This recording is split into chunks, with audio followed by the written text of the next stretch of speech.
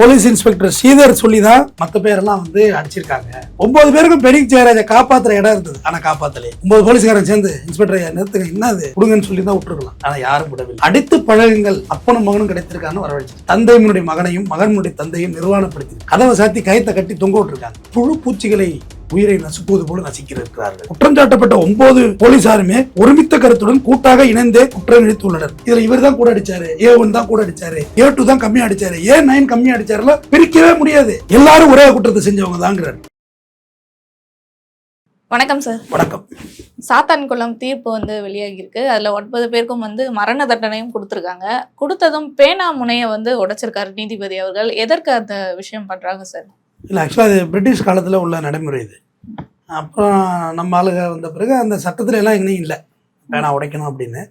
ஆனால் அது எதுக்காக உடைக்கிறாங்க அப்படிங்கிறது சொல்லியிருந்தேன். ஏற்கனவே உள்ள ஹேங்கின்னு உடைச்சாங்க. அதாவது இறுதி தீர்ப்போட அடையாளம். இதுக்கு வந்து என்னோட அடையாளமே இதுதான். இப்போ உடைச்சிடுறேன் இந்த பேப்பரில் வச்சு.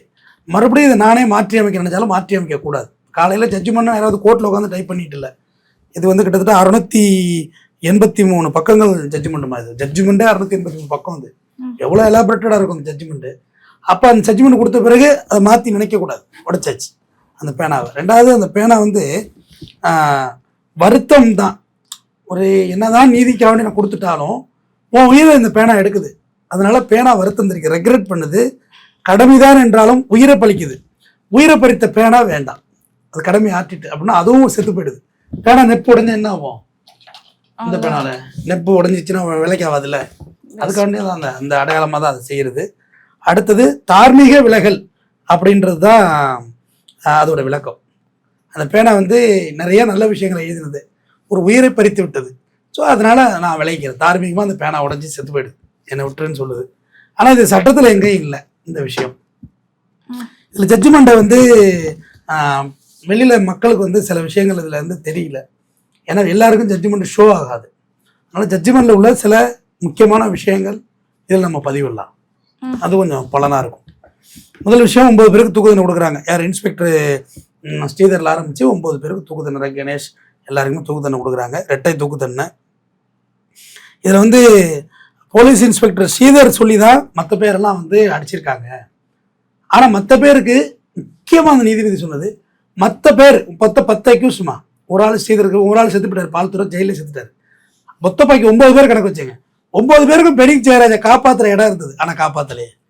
9 போலீஸ்காரன் சேர்ந்து இன்ஸ்பெக்டரை நிறுத்துங்க, என்னது கொடுங்கன்னு சொல்லி தான் விட்டுருக்கலாம்.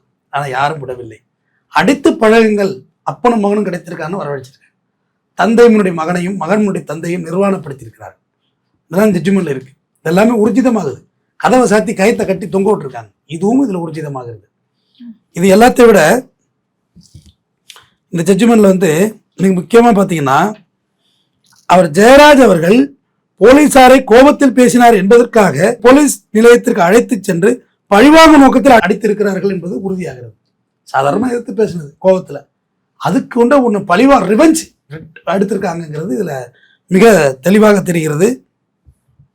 இதுபோக சட்டம் வழங்கிய அதிகாரத்தை காவல்துறையினர் துஷ்பிரயோகம் செய்திருக்கிறார்கள்.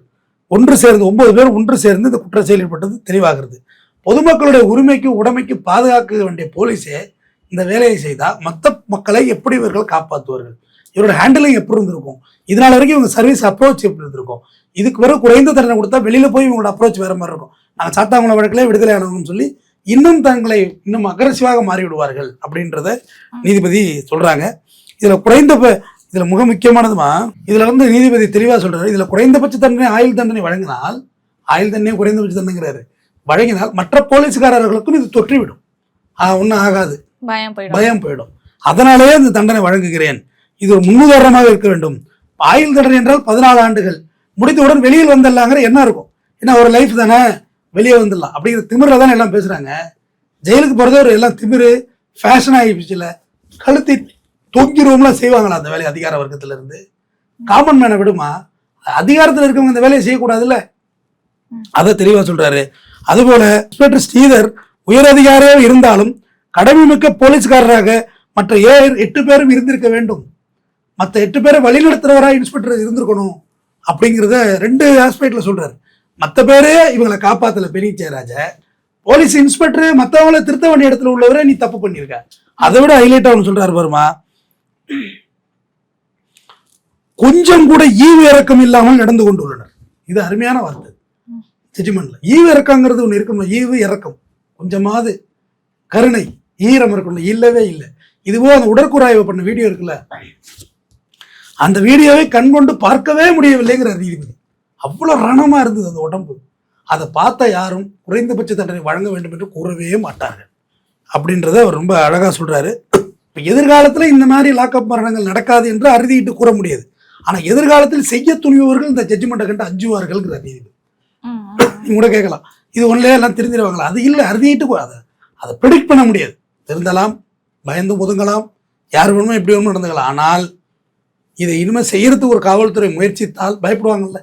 மற்ற போலீஸ்கார், சாத்தாங்குளம் மாதிரி அடிச்சு எல்லாம் தொங்க விடுறது பார்க்குறியா, இன்ஸ்பெக்டர் சார் உங்க வேலையை நீங்க பாருங்க, எங்களை கோத்து விடாதீங்க, நீங்க வேணா அடிச்சுக்கிடுங்க, அப்படி வெளில வடிவாங்கல்ல. உடந்தையாக யாரும் இருக்க மாட்டாங்க. சூப்பரா சொன்ன, உடந்தையாக இருக்க மாட்டார்கள்.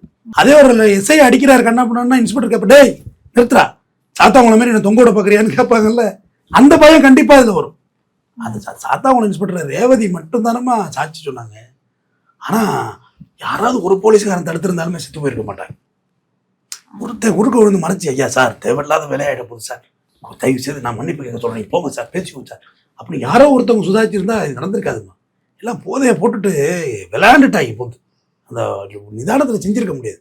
அப்பனுமானும் கிடைக்கிறான், வாங்கடா அடிச்சு பழகன்னு கூப்பிட்டுருக்காங்க. இது எவ்வளவு பெரிய அட்டூழியம். அதுவும் சாதாரண ஒரு வாக்குவாதத்துக்காக நீ ஒரு கிரிமினல்ஸ் கொண்டு வச்சு அடிக்கல, நிரபராதிய நீ ரொம்ப சாதாரண ஒரு மனிதரை கடை வச்சிருக்கணும் கொண்டு வச்சு அடிச்சிருக்கிறாங்க. தனியார் மனிதன், சாதாரண மனிதன் செய்யற தப்புக்கும் அது அரசு அதிகாரத்தில் இருக்கிறவங்க செய்யற தப்புக்கும் வித்தியாசம் இருக்கு. தேர் இஸ் டிஃபரன்ஸ், ரெண்டு வேரியர்ஸ் டிஃபரன்ஸ் இருக்கு. அதுபோல புழு பூச்சிகளை உயிரை நசுக்குவது போல நசுக்கிறார்கள். என்ன வார்த்தைகள் இதெல்லாம், ஒரு இன்ச்சா புழு பூச்சிகள் சாதாரண நசுக்குவாங்க நம்ம இரும்பெல்லாம், அந்த மாதிரி இவங்க நசுக்கி எடுத்திருக்காங்க, துன்புறுத்தி இருக்கிறாங்க அப்படிங்கிறத சொல்றாரு. இது வந்து நீதிமன்றத்துடைய மனசாட்சியே இந்த வழக்கு உலுக்கி விட்டது. அந்த மாதிரி ஒரு நடவடிக்கை இருக்கு. அரிதினும் அரிதான வழக்கில் மட்டும்தான் தூக்கு தண்டனை வழங்கப்படும். எஸ், இது ரேர் அண்ட் ரேர் கேஸ் தான். இது ஒன்றும் சுப்ரீம் கோர்ட் 2011 சொல்லியிருக்குமா, அரிதான வழக்கில் மட்டுமே ஏற்படுத்தணும் இந்த தீர்ப்பு கொடுக்கணும்னு ஜட்ஜி தெளிவாக சொல்லியிருக்கார். இது அந்த அரிதான வழக்கு என்ற பிரிவுக்குள் கொண்டு வருவதே சரியானதாக இருக்கும் என்று இந்த நீதிமன்றம், இந்த கோர்ட் தீர்மானிக்கிறது. இது ரேர் அண்ட் ரேர் கேஸ்ன்னு நான் தீர்மானிக்கிறேன்னு ஓன் டிஸ்கிரிப்ஷனில் கொடுக்கவே இல்லை, இந்த நீதிமன்றம் தீர்மானிக்கிறதுன்னு சொல்றாரு. அது சாட்சிகள் சங்கரன் எல்லாத்தையும் விசாரிச்ச பிறகு வர்றதுதான் கோர்ட். நான் ஆணையிடுகிறேன் அப்படிங்கிறது ஐசெட் அப்படிங்கிறது, அது ஓன் டிஸ்கிரிப்ஷன் பவர்னு சொல்லுவாங்க, தன் விருப்ப உரிமை அதிகாரம். அந்த அதிகாரத்தில் ஒரு தீர்ப்பு கொடுக்கல, கோர்ட்டே தீர்மானிக்குது இது ரேர் அண்ட் ரேர் கேஸ் தான். இப்போ சுப்ரீம் கோர்ட் அப்பீல் போனால் கூட இவங்க 2 விழுத்தை உடைக்கணும், அடுத்து ஹைகோர்ட் அப்பீல் வருவாங்க, 2 விழுத்தை இவங்க உடைக்கணும். இது அரிதான வழக்கு இல்லைங்கிறது முதல்ல பிரேக் பண்ணணும். அதுக்கு இங்கேயே முடிச்சு விட்டாரு இவர், இது அரிதான வழக்கு தான். ஒரு நீதிபதி போட்டு ஆர்டர் செட்டிஸ்ஃபைட் பண்றது அவ்வளவு ஈஸி இல்லை. இதுக்கு வந்து உச்சபட்ச தண்டனை தான் கொடுக்கணும். கம்மியா கொடுத்தோம்னா மனித உரிமை மீறலுக்கு ஊக்குவிப்பது போல ஆகி கொடுக்குறாரு. இதுக்கு ஆயுள் தண்டனை கொடுத்துட்டேன்னு வச்சுக்க, மனித உரிமை மீறல் வந்து எவ்வளவு வேணுமோ ஒரு மனிதனை ஸ்கிராச் பண்ணலாம், அதை நானே என்கரேஜ் பண்ற மாதிரி ஆயிடும். ஸோ இப்படி கொடுக்க முடியாது அப்படின்றத அவர் தெளிவா சொல்றாரு. போலீஸ் நிலைய மரணங்கள் என்பது கொடுமையானது, அது தண்டனைக்கு உட்படுத்தப்பட்டது. 2011 சுப்ரீம் கோர்ட் வந்து இதை பத்தியான தெரிவித்திருந்தோம். சுற்றறிக்கை எந்த போலீஸ் நிலையங்களுக்கும் அதை பெருசாவே எடுத்துக்கிடல, எல்லா இடத்துக்கும் அனுப்பினாங்க. இந்த மாதிரி லாக்அப் டெத் வந்து இது மாதிரி பண்ணாதீங்க அப்படின்னு சொல்லி இவ்வளவும் பண்ணியும் இவங்க யாருமே அதை பெருசா எடுத்துக்கல.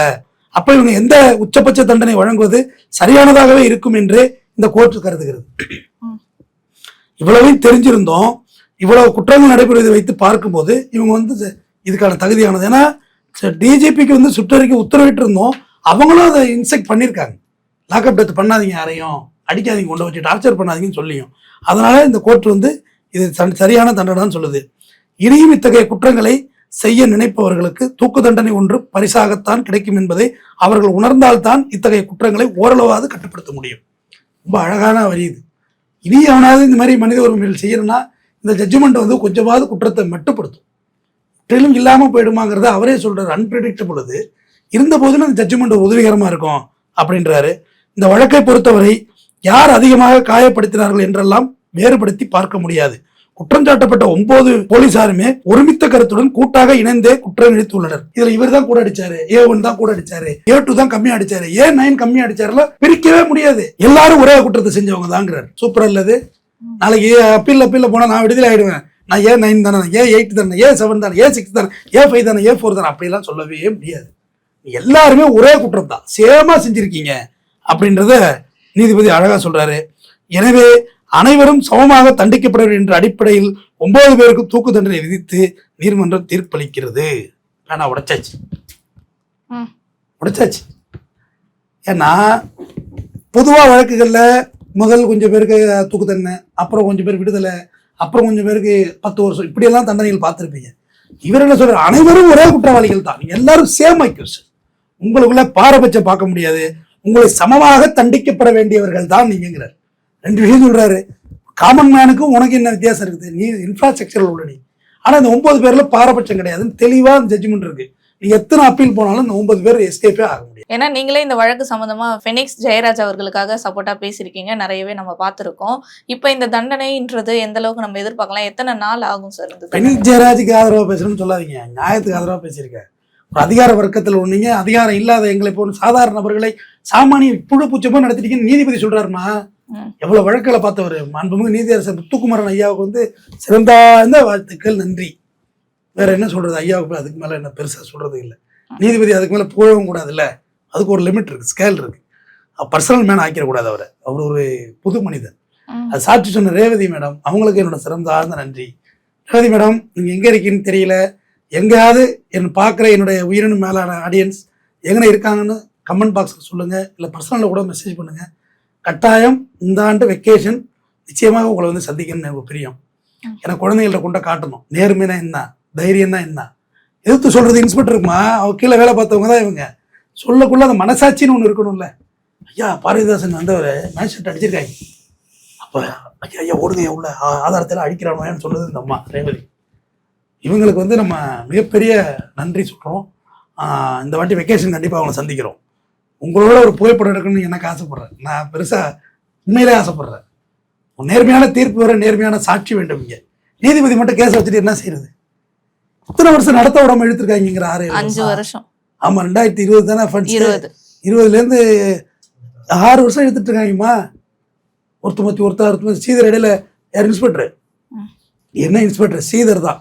ஸ்ரீதர் இடையில நான் அப்ரூவராக மாறேன், என்னென்ன கேம் விளாடணும் எல்லாம் பண்ணி பார்த்தாப்புல, எதுவும் வேலைக்கு ஆகலை. இனி உங்கள் 9 பேர் குடும்பம் நடுரோட்ட நிற்குது இல்லை, வலிக்குது இல்லை உனக்கு.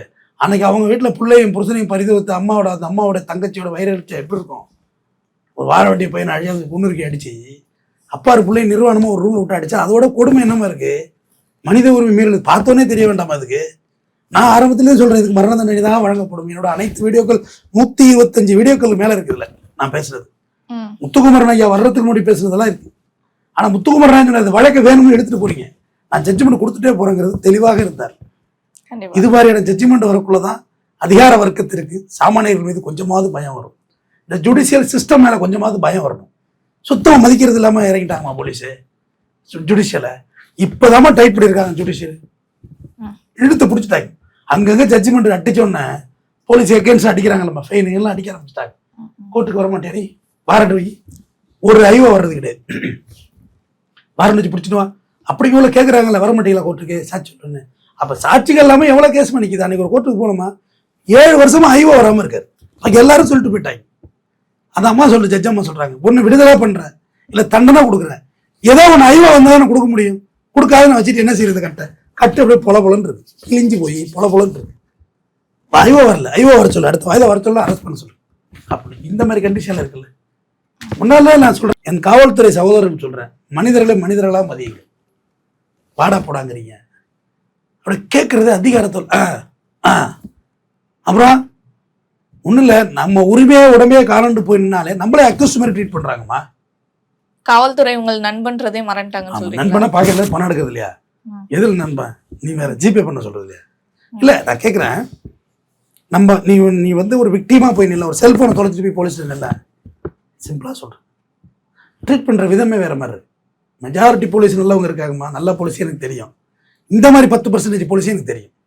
செயின் கிடக்கு காண அறுத்துட்டு போயிட்டாங்கன்னா என்ன வைக்கல சார், கழுத்துல போய் செயின் போடலாமா? அப்புறம் காலில் போடுறது காரணம்னு சொல்றவனுக்கு இரியா கண்டுபிடிச்சிருவோம், பயப்படாதீங்க. அப்படிதான் முதல்ல சொல்லணும்.